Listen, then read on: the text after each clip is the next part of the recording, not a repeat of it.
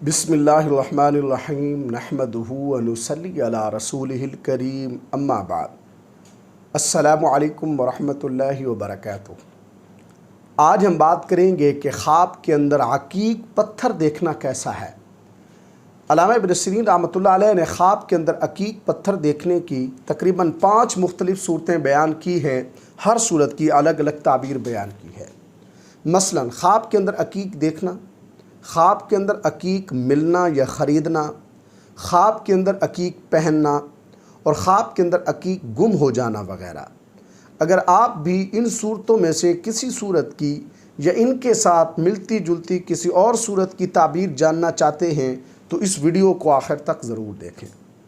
अगर कोई मर्द या औरत ख्वाब के अंदर देखते हैं कि अकीक उनके पास है या उनको किसी ने दिया है, तो इसकी ताबीर यह है कि साहिब ख्वाब किसी बड़े आदमी का मुशीर होगा, मुसाहिब होगा और उससे नफ़ा और खैर हासिल करेगा।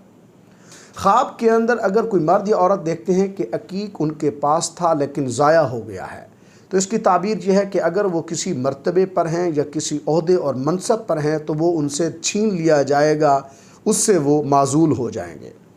ख्वाब के अंदर अगर कोई मर्द या औरत अकीक का ढेर देखते हैं, बहुत सारे अकीक देखते हैं, तो ये ख्वाब इस बात से ताबीर है कि साहिब ख्वाब के यहाँ बेटा पैदा होगा जो इज़्ज़त और मर्तबे वाला होगा। ख्वाब के अंदर अकीक देखना ये ख्वाब साहिब ख्वाब के लिए तंगदस्ती और गुर्बत ख़त्म होने से भी ताबीर है। ख्वाब के अंदर अकीक की अंगूठी पहनना ये ख्वाब इस बात की अलामत है कि साहिब ख्वाब को अल्लाह तबारक व तआला की नेमतें हासिल होंगी। अल्लाह तबारक व तआला से दुआ है कि हमारे लिए हमारे ख्वाबों को बाइस रहमत और बरकत बनाएँ। अस्सलामु अलैकुम व रहमतुल्लाहि व बरकातुहू।